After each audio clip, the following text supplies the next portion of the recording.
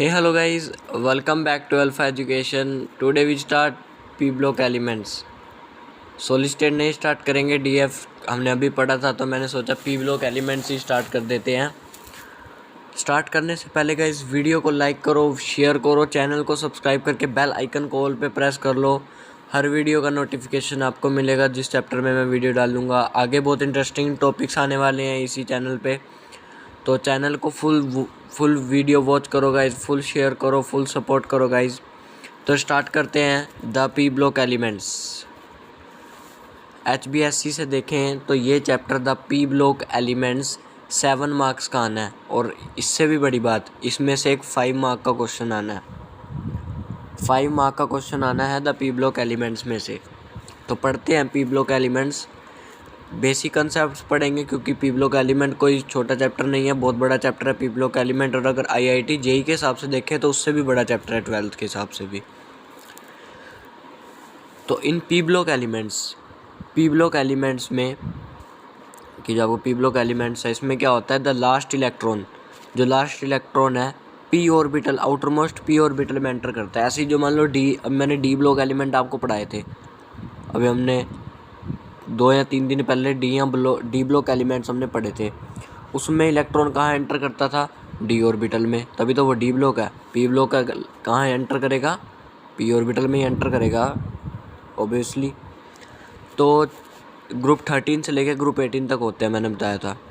Group 13 से लेकर group S block होता है, ग्रुप 1 से लेकर ग्रुप 2 तक ये एस ब्लॉक होता है, ये पी ब्लॉक है ग्रुप 13 से 18 तक। और 3 से लेकर 12 तक ग्रुप कौन सा आपका, डी ब्लॉक है, और नीचे वाले एलिमेंट आपके एफ ब्लॉक हैं। ऐसे पीरियोडिक टेबल डिवाइड की जाती है। कन्फिग्रेशन ये दे रखी है NS2 NP 1 to 6, यानी पी में ऑर्बिटल 1 to 6 होंगे इलेक्ट्रॉन्स, ठीक है। हीलियम के लिए अलग है, वो बताऊंगा क्यों अलग है, आगे पढ़ेंगे। हीलियम लिखा है एक्सपेक्ट फॉर हीलियम, हीलियम के लिए अलग होगी मतलब। सबसे पहले पढ़ते हैं हम ग्रुप 13 यानी बोरोन फैमिली, क्योंकि जो पहला एलिमेंट होता है, जैसे मान लो नाइट्रोजन फर्स्ट एलिमेंट 15 का, उसको नाइट्रोजन फैमिली कह देते हैं, तो बोरोन फैमिली कहेंगे इसको, क्योंकि बोरोन इसका फर्स्ट एलिमेंट है। इसमें बोरोन आएगा, एल्यूमिनियम आएगा, इंडियम आएगा, गैलियम आएगा, ठीक है। एल्यूमिनियम सबसे एबुंडेंट मेटल है, क्वेश्चन पूछ लिया जाता है विच इज़ एबुंडेंट मेटल, तो एल्यूमिनियम है। और थर्ड मोस्ट एबुंडेंट मेटल है अर्थ क्रस्ट में, थर्ड मोस्ट एबुंडेंट मेटल है अर्थ क्रस्ट में। पूछ लेते हैं मोस्ट एबुंडेंट मेटल बताओ ग्रुप 13 की, तो एल्यूमिनियम है ग्रुप 13 की मोस्ट एबुंडेंट मेटल। इसकी कन्फिग्रेशन के बारे में पूछ लेता है। इसकी जनरल कन्फिग्रेशन होती है NS2 NP में 1 ही इलेक्ट्रॉन होगा, NS2 NP1, ये होती है इसकी जनरल कन्फिग्रेशन, NS2 NP1। आगे कन्फिग्रेशन की बात की है उसने, पहले जनरल फिजिकल प्रॉपर्टीज़ कह रहा है। फिजिकल प्रॉपर्टीज में फर्स्ट नंबर पे ही आती है इलेक्ट्रॉनिक कन्फिग्रेशन, ये देखो लिख रखी है उसने NS2 NP1, ये होती है इनकी जनरल कन्फिग्रेशन, ठीक है। अब हम आगे पढ़ते हैं। ये आ गया आपकी जनरल कन्फिग्रेशन, जिसकी इलेक्ट्रॉनिक कन्फिग्रेशन है। देखो सबसे पहले आती है आपकी बोरोन की, ये रही आपकी बोरोन। बोरोन का एटॉमिक नंबर होता है 5, कितना होता है, 5 होता है बोरोन का एटॉमिक नंबर। तो इसकी जनरल कन्फिग्रेशन कहाँ है, ये रही आपकी। पी में 1 ही होंगे, पी में आप बढ़ा नहीं सकते, पी में इलेक्ट्रॉन 1 ही होंगे। देखो हीलियम 2s2 2p1, ऐसे फिर एल्यूमिनियम की है 13 की, नियोन के 10, नियोन के आपके 10 हो गए, 2 इसमें हो गए 12 और 1 इसमें हो गए। पी में 1 ही रहेगा, पी में कभी भी, क्योंकि जनरल कन्फिग्रेशन में पी में 1 इलेक्ट्रॉन है, तो 1 से ज़्यादा इलेक्ट्रॉन आप पी में नहीं भर सकते, ठीक है। तो जनरल कन्फिग्रेशन है ग्रुप 13 की, बोरोन फैमिली की जिसको बोलते हैं। फिर आगे आपकी इंडियम की है, ऐसे ही क्रिप्टॉन के ऊपर 36 होता है, 10 46 5s2 5p1, तो पी में 1 ही इलेक्ट्रॉन होंगे, और एस में भी 1 ही इलेक्ट्रॉन, एस में 2 इलेक्ट्रॉन होंगे, क्योंकि जनरल कन्फिग्रेशन में क्या है NS2 NP1, तो एस में आप 2 से ज़्यादा नहीं रख सकते, और पी में 1 से ज़्यादा नहीं रख सकते, पी में 1 ही होगा, क्योंकि जनरल कन्फिग्रेशन यही है ना, NS2 NP1। चलो आगे देखो, सेकंड प्रॉपर्टी आती है एटॉमिक एंड आयनिक रेडियाई। फिर कहूँगा ये सारा पढ़ने की ज़रूरत नहीं है, जैसा मैंने आपको पढ़ाया था डी ब्लॉक एलिमेंट्स में कि जब हम सीरीज़ में जाते हैं, यानी जब हम मूव करते हैं लेफ़्ट से राइट, क्योंकि सीरीज़ का मतलब यही होता है लेफ़्ट टू राइट मूव करना, तो लेफ़्ट टू राइट मूव करते हुए क्या होता है, साइज़ डिक्रीज़ होता है। तो लेफ़्ट टू राइट मूव करते हुए साइज़ डिक्रीज़ ही होगा, पहली बात तो ये। हाँ जी, दूसरी बात, फिर बात आ जाओ अलोंग द ग्रुप जाते हैं, यानी टॉप टू बॉटम जाते हैं हम। टॉप से लेके जब हम बॉटम जाते हैं तब क्या होता है, तब इंक्रीज़ होता है साइज़। क्यों होता है, क्योंकि नई शेल ऐड हो जाती है, नई शेल ऐड होने की वजह से टॉप टू बॉटम जाते हैं साइज़ इंक्रीज़ होता है। ऐसे ही आयनिक रेडियस का, बस यही पढ़ना है आपने, और कुछ नहीं पढ़ना। इतना बड़ा पैराग्राफ लिखने की ज़रूरत ही नहीं पड़ती, समझे। आगे डेंसिटी है, डेंसिटी आपकी लेफ़्ट टू राइट जाते हुए इंक्रीज़ ही होती है, जैसे लिख रखा है increases from B to T L, यानी लेफ़्ट टू राइट जाते हुए ये इंक्रीज ही होती है, साइज की इन्वर्सली होती है वैसे भी है। अगली प्रॉपर्टी है मेल्टिंग एंड बॉइलिंग पॉइंट। जब हम डी ब्लॉक एलिमेंट पढ़ रहे थे तो डी ब्लॉक एलिमेंट में हमने इसी प्रॉपर्टी को कहा था कि ये मेटालिक करैक्टर पे बेस होती है।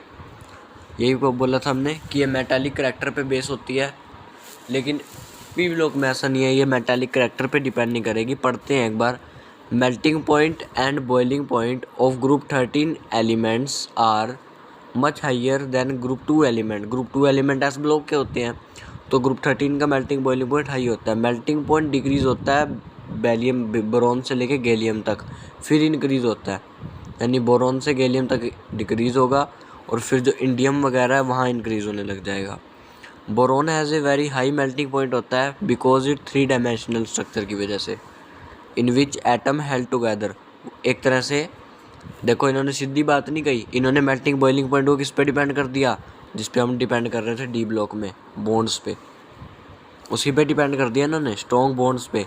वर्ड वही आया है, लेकिन इन्होंने वो प्रॉपर्टी का नाम नहीं लिखा, बस मेटालिक करैक्टर की बॉन्ड पे डिपेंड करता है, सिर्फ इतना लिख दिया कि बॉन्ड्स हेल्ड टुगेदर होगा इसलिए उसका हाई मेल्टिंग पॉइंट। तो एक तरह से डिपेंड उस पर ही करेगा, डिपेंड आपका ये बॉन्ड के ऊपर ही रहेगा, समझे बात। बस एक तरह से उन्होंने वो डिफ़ाइन नहीं किया आपको, जैसे हमने डी ब्लॉक एलिमेंट में अलग प्रॉपर्टी पढ़ी थी मेटालिक करैक्टर, वैसे नहीं डिफाइन किया, करता बॉन्ड फॉर्मेशन पे ही डिपेंड है आपका मेल्टिंग बॉइलिंग पॉइंट। आपकी एंथैल्पी आती है आगे, ionization enthalpy. The first ionization enthalpy values of group 13 elements low होती हैं एल्केलाइन अर्थ मेटल से। क्यों, क्योंकि रिमूव जो इनमें इलेक्ट्रॉन रिमूव होते हैं वो बिल्कुल ईजिली रिमूव हो जाते हैं, तो ज़्यादा हीट की ज़रूरत ही नहीं पड़ती। अच्छा, फिर हम डाउन द ग्रुप जाते हैं, मतलब टॉप टू बॉटम जाते हैं, तो डिक्रीज़ होती है, यानी बोरॉन से एल्यूमिनियम तक डिक्रीज़ होती है, पर जो गैलियम है उसकी ज़्यादा होती है। क्यों, क्योंकि उसका साइज़ बड़ा है, सॉरी उसका साइज़ स्मॉल है, क्योंकि पुअर शील्डिंग मतलब उसका साइज़ स्मॉल है, बॉन्ड स्ट्रॉन्ग नहीं बनाता है, इसलिए एनर्जी कम रिक्वायर होती है उसको, एंथैल्पी भी उसकी इसलिए ज़्यादा हो जाती है। आगे फिर ऑक्सीडेशन स्टेट है। बोरॉन और एल्यूमिनियम मोस्टली +3 ऑक्सीडेशन स्टेट दिखाते हैं, आपने देखा होगा जो सरफेस केमिस्ट्री करते हैं Al3+, मोस्टली यही क्वेश्चन पूछा जाता है Al3+, फ्लोकुलेटिंग पावर में आपने देखा होगा, ठीक है। मोस्टली +3 दिखाते हैं, पर जो गैलियम, इंडियम और Tg है ये +1 भी दिखाता है और +3 भी दिखाता है। +3 तो दिखाता ही है, लेकिन +1 भी दिखाता है। अच्छा, फिर डाउन द ग्रुप जाएँ बेरियम टू एल्यूमिनियम पे, तो इनर्ट फेयर इफेक्ट इंक्रीज़ होता है, इसलिए +3 जो टेंडेंसी है ऑक्सीडेशन स्टेट वो डिक्रीज़ होती है, और जो +1 दिखाने की ऑक्सीडेशन स्टेट की टेंडेंसी है वो इंक्रीज़ होती है। तीन ही तो एलिमेंट दिखाएंगे +1 की, गैलियम, इंडियम और आगे Tl आपके, और कोई नहीं दिखाएगा, ठीक है। एल्यूमिनियम और जो बोरोन है वो तो सिर्फ +3 ऑक्सीडेशन स्टेट ही दिखाते हैं। अच्छा, नेक्स्ट है इनर्ट पेयर इफेक्ट के बारे में, मेरे ख्याल से आगे कुछ एक्सप्लेन कर रखा है उसने, क्या होता है इनर्ट पेयर इफेक्ट। क्योंकि देखो पी ब्लॉक में बहुत रीज़नों में काम आएगा आपको, एक तो इनर्ट पेयर इफेक्ट और एक वैकेंट डी ऑर्बिटल। ये काफ़ी क्वेश्चनों का रीज़न रहता है कि इनर्ट पेयर इफेक्ट होने की वजह से ऐसा नहीं हुआ, या वैकेंट डी ऑर्बिटल, ये दो रीज़न काफ़ी यूज़ होने वाले हैं पी ब्लॉक में, आगे ध्यान रखना, ठीक है। नेक्स्ट है इनर्ट पेयर इफेक्ट, क्या होता है, reluctance of the S electron, जो एस ऑर्बिटल के इलेक्ट्रॉन है उसमें रिलक्टेंस होता है of the valence shell, valence shell का टू टेक बॉन्डिंग में पार्टिसिपेट करने के लिए। क्यों होता है, पुअर शील्डिंग, यानी साइज कम हो जाता है इसका। तो NS2 इलेक्ट्रॉन होते हैं जो D एंड F ब्लॉक के बीच में, it increase, down the group जाते हुए इंक्रीज होते हैं, क्योंकि साइज वैसे भी डाउन द ग्रुप जाते हुए आपका इंक्रीज होता है, तो ऑक्सीडेशन स्टेट लोअर हो जाती है। मैंने बताया था टॉप टू बॉटम जाते हुए +3 ऑक्सीडेशन स्टेट नहीं दिखाते, वो +1 दिखाते हैं, मतलब वो ऑक्सीडेशन स्टेट कम होगी, +3 से +1 होगी, ऑक्सीडेशन स्टेट कम होगी, इसी को बोलते हैं इनर्ट पेयर इफेक्ट। आगे आता है इलेक्ट्रोपॉजिटिव करैक्टर यानी मेटालिक करैक्टर, क्योंकि मेटालिक इलेक्ट्रोपॉजिटिव होते हैं। ये लेस इलेक्ट्रोपॉजिटिव हैं एल्केलाइन अर्थ मेटल से, क्योंकि इनकी स्मॉल साइज़ है और हाई एंथैल्पी है। तो on moving down the group जब मूव करते हैं साइज़ आपका इंक्रीज़ होगा, साइज़ इंक्रीज़ होने से पॉजिटिव कैरेक्टर इंक्रीज़ होगा। लेकिन बाद में जब गैलियम से Tl पे जाओगे, यहाँ पे D and F orbital present होने की वजह से पुअर शील्डिंग हो जाएगी, साइज डिक्रीज़ हो जाएगा। ठीक है, साइज डिक्रीज़ होने की वजह से वो उतना ही मेटालिक कम हो जाएगा, तो इलेक्ट्रोपॉजिटिव कैरेक्टर भी डिक्रीज़ हो जाएगा। आगे रिड्यूसिंग कैरेक्टर आता है। Reducing character, it decreases down the group from aluminium to Tl। Decrease होता है ये इंक्रीज़ नहीं होता, ये ऑर्डर होता है इसका, पहले एल्यूमिनियम फिर gallium indium Tl। Reducing character मतलब साइज के इन्वर्सली वर्क करता है, एल्यूमिनियम साइज के इन्वर्सली वर्क करता है ये। आगे देखो next, complex formation. D block में भी कॉम्प्लेक्स फॉर्मेशन बताया था मैंने क्यों करते हैं, उसमें रीज़न बताया था मैंने, सेम रीज़न यहाँ पे है, सिर्फ एक रीज़न का फ़र्क है, प्रेजेंस ऑफ डी ऑर्बिटल, बाकी सारे रीज़न सेम है। डी ब्लॉक में मैंने आपको क्या पढ़ाया था, स्मॉल चार्ज होता है हाई चार्ज, स्मॉल साइज़ होता है हाई चार्ज होता है, वही तो रीज़न है, due to their small size and greater charge. फ़र्क कहाँ है, बस यही रीज़न है इसका, स्मॉल साइज़ और ग्रेटर चार्ज, वही बात है। जो डी एंड एफ ब्लॉक में रीज़न था ना कि स्मॉल साइज़ होता है हाई चार्ज होता है, सेम रीज़न यहाँ पी ब्लॉक में पड़ रहा है। ठीक है ना, मैंने इसलिए आपको डी ब्लॉक के बाद सीधा पी ब्लॉक स्टार्ट करवा दिया था। उसके बाद है nature of compounds, the tendency और फॉर्मेशन ऑफ आयनिक कंपाउंड। देखो बोरॉन से लेकर टैलियम तक आयनिक कंपाउंड बनने के जो इंक्रीज हो जाते हैं, सिर्फ बोरॉन जो है वो कोवलेंट बॉन्ड बनाता है, बट एल्यूमिनियम जो है वो कोवलेंट भी बनाता है और आयनिक भी बनाता है। एग्जांपल के लिए GaCl3, ये गैलियम आयनिक बना रखा है गैलियम ने, GaCl3। ये तो थी आपकी फिजिकल प्रॉपर्टी, फिजिकल स्टेट के बारे में। अब है केमिकल रिएक्टिविटी कैसे करते हैं ग्रुप 13 के एलिमेंट, केमिकल प्रॉपर्टीज़ आ जाती है इसकी। एक्शन ऑफ एयर, एयर के साथ कैसे रिएक्ट करते हैं मतलब, तो बोरोन है पहला एलिमेंट, उसको करवा दिया एयर यानी ऑक्सीजन के साथ रिएक्ट करवा दिया, तो वो बैरियम बोरोन ऑक्साइड बना लेगा, इसने बना लिया B2O3।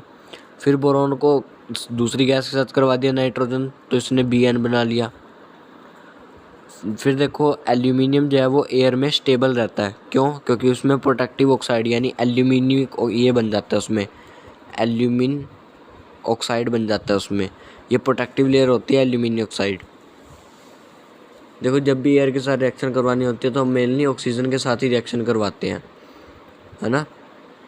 ये देखो अगर जब B+N2 यानी बोरोन नाइट्रोजन की कराई तो ये बन गया बोरोन नाइट्राइड, एल्यूमिनियम इसकी कराई तो ALN एल्यूमिनियम नाइट्राइड बन गया, और दोनों में हीट की ज़रूरत पड़ेगी, ये डेल्टा जो लगा रखा है हीट का सिंबल, दोनों में हीट की ज़रूरत पड़ेगी। उसके बाद है फिर पहली रिएक्शन किसके साथ करी हमने, ग्रुप 13 एलिमेंट के एयर के साथ यानी ऑक्सीजन और नाइट्रोजन के साथ करी। अब हम बोरोन की करवाएंगे रिएक्शन H2O वाटर के साथ, आगे रिएक्शन देखते हैं इसकी।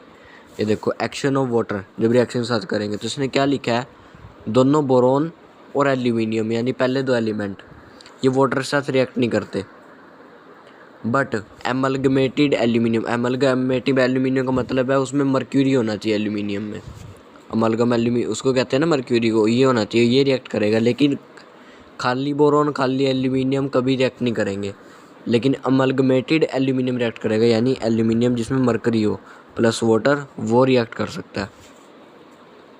ठीक है, फिर उसके बाद गैलियम इंडियम रिएक्ट नहीं करते, ना तो कोल्ड वाटर के साथ ना हॉट वाटर के साथ, पर Tl एक ऑक्साइड लेयर बना देगा।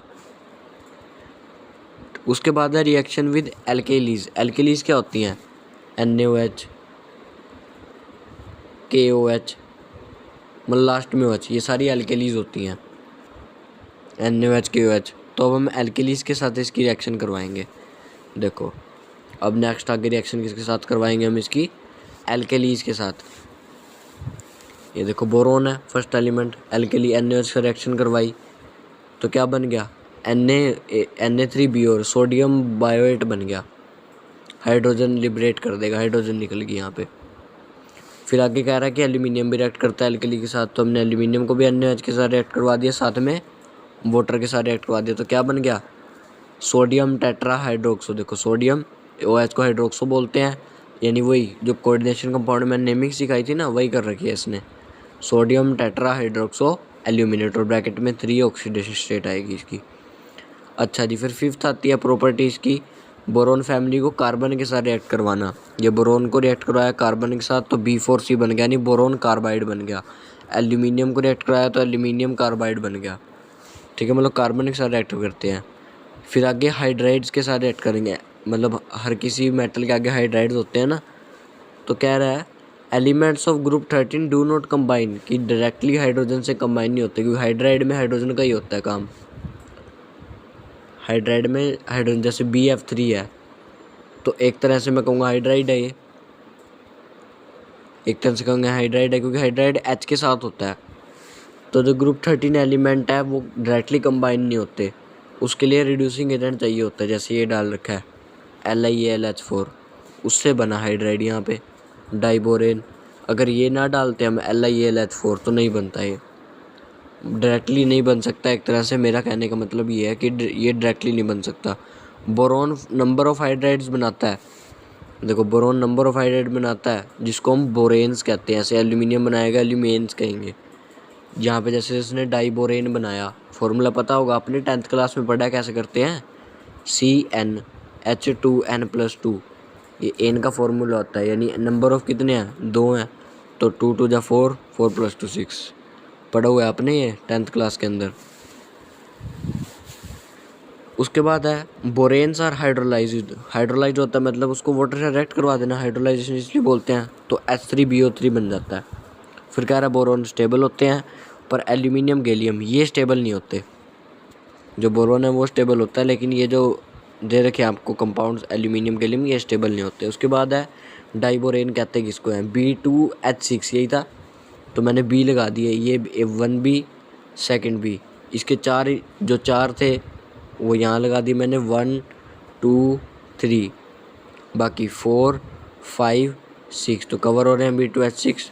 ये इनका एंगल लिख रखा है बीच में, कितना एंगल बनाएंगे, या 120 97। ईजी नहीं होते जी स्ट्रक्चर बनाने, P ब्लॉक के स्ट्रक्चर कभी ईजी नहीं होते। लेकिन HBSC में उसमें एक भी स्ट्रक्चर नहीं पूछा गया था, P ब्लॉक का सिंपल क्वेश्चन पूछे गए थे। लेकिन CBSE में ऐसा बिल्कुल नहीं होता, मोस्टली स्ट्रक्चर ही पूछे जाते हैं CBSE में, जो कि टफ़ चीज़ है। स्ट्रक्चर बनाना कोई इजी चीज़ नहीं होती, बहुत टफ़ चीज़ होती है। इन अबोव बोरोन एटम, ये जो आपकी शेप है इसको बोल लेंगे sp3 हाइब्रिडाइज शेप है ये आपकी, क्योंकि इसमें 6 बॉन्ड है B और H के। ध्यान से देखो 6 बॉन्ड है B और H के। पहला बॉन्ड ये रहा, ये आपका फर्स्ट बॉन्ड हो गया BH का, ये हो गया आपका दूसरा बॉन्ड, ये थर्ड बॉन्ड, ये फोर्थ बॉन्ड, ये फिफ्थ बॉन्ड और ये सिक्स्थ बॉन्ड। तो 6 BH बॉन्ड है यहाँ पे, ठीक है। उसके बाद सीधा आ जाइए ऑक्साइड्स पे, क्योंकि मेटल होते हैं अपने ऑक्साइड के साथ, मतलब ऑक्सीजन के साथ रिएक्ट करके अपने ऑक्साइड बना लेती हैं। तो सिंपल एग्जांपल दे रखा है, जैसे इसने लिख रखा है M डोनेट कर रहे हैं यहाँ पे किसी भी मेटल को, सिर्फ एक मेटल को छोड़ के, Tl को छोड़ के बाकी सारी लिख दो यहाँ पे, चाहे B लिख दो O लिख दो, तो ये B2O3 बना लेगी। कोई भी मेटल लिख सकते हो Tl को छोड़ के, Ti को छोड़ के। नेक्स्ट है आपका ऑक्साइड्स और हाइड्रोक्साइड्स का नेचर क्या होता है। ऑक्साइड्स और हाइड्रोक्साइड का नेचर क्या होता है, तो BOH3 ये मेरा हाइड्रोक्साइड बना, H3BO3 ये वाटर में सोल्यूबल है, जबकि दूसरे हाइड्रोक्साइड हैं जो OH वो वाटर में इनसोल्यूबल है। डाउन द ग्रुप मूव करते हैं जब हम, तो एसिडिक टू एम्फोटेरिक में चेंज होता है, फिर बेसिक करैक्टर आ जाता है ग्रुप 13, फिर बेसिक करैक्टर आ जाता है। फिर है हैलाइड, हैलाइड आपको पता ही होगा, बहुत डिटेल में पढ़े हैं आपने ग्रुप 17, बहुत डिटेल में पढ़ाऊँगा हैलाइड क्या होते हैं। हैलाइड ग्रुप 17 के एलिमेंट यानी हेलोजन्स को ही हैलाइड बोला जाता है। देखो बोरोन है यहाँ पे एक्स किसको डिनोट कर रहा है, हैलाइड को, यानी हेलोजन को, यानी क्लोरीन, ब्रोमीन, आयोडीन, फ्लोरीन, कुछ भी हो सकता है यहाँ पे, ठीक है। तो BX3 ने बस एग्जांपल दे रखा है, BX3 बना लेगा हैलाइड का। फिर आगे आपका स्ट्रक्चर है Al2Cl6 का, यानी यहाँ पे भी 6 बॉन्ड होंगे AlCl के, 1 ये 2 ये 3 4 5 6, तो AlCl के कुल कितने बॉन्ड हो गए यहाँ पे, 6 बॉन्ड हो गए। हाँ जी, बस यहाँ तक आपने पढ़ना है। उसके बाद सीधा आ जाइए इम्पोर्टेंट क्वेश्चन पे। HBSC 2022 में जो भी पेपर हुए हैं, जस्ट अभी पेपर हुए हैं जो अप्रैल के अंदर, 15 अप्रैल को केमिस्ट्री का पेपर था जो अभी पेपर हुआ है आपका, उसमें एनोमलस बिहेवियर पूछा गया था, लेकिन बोरोन का नहीं पूछा गया था, उसमें नाइट्रोजन का पूछा गया था और 21 में ऑक्सीजन का पूछा गया था। तो एनोमलस बिहेवियर पूछा जाता है और रीज़न सबके एक ही होते हैं। सबसे पहला रीज़न होता है स्मॉलेस्ट साइज़, दूसरा रीज़न होता है हाई इलेक्ट्रोनेगेटिविटी, तीसरा रीज़न होता है हाई आयोनाइजेशन एनर्जी, चौथा रीज़न होता है डी ऑर्बिटल का अब्सेंस होना। ये 4 रीज़न तो हर किसी में लिखने हैं, चाहे जिस मर्जी का एनोमलस बिहेवियर पूछ ले, चाहे वो ग्रुप 14, चाहे वो कार्बन का पूछ ले, चाहे वो नाइट्रोजन का पूछ ले, चाहे वो ऑक्सीजन का पूछ ले, चाहे वो फ्लोरीन का पूछ ले, किसी भी ग्रुप के फर्स्ट एलिमेंट का पूछ ले, तो ये 4 रीज़न तो लिखने ही लिखने हैं। हर किसी में 4 रीज़न लिखने हैं, highest electronegativity, small size, absence of vacant D orbital. और भी होते हैं कि मान लो बोरोन जो है वो एक नॉन मेटल है जबकि सारे दूसरे मेटल हैं, ये एलोट्रोपी दिखा सकता है जबकि दूसरे नहीं दिखा सकते। ये पॉइंट अलग होंगे, ये पॉइंट अलग होंगे, ये 4 पॉइंट तो लिखने ही लिखने हैं, हर किसी में लिखने हैं 4 पॉइंट। यहाँ से पॉइंट अलग होते हैं। अब जैसे मान लो नाइट्रोजन उठा लूँ मैं, तो नाइट्रोजन तो एलोट्रोपी बना ही नहीं सकता, फ़र्क आ गया ना डिफरेंस में। तो बस ये लिखना है आपने। मेन ये जो 4 दे रखे हैं, smallest size, high ionisation enthalpy, high electronegativity, absence, ये हर किसी में लिखना है, चाहे किस मर्जी का एनोमलस बिहेवियर पूछ ले वो, ठीक है।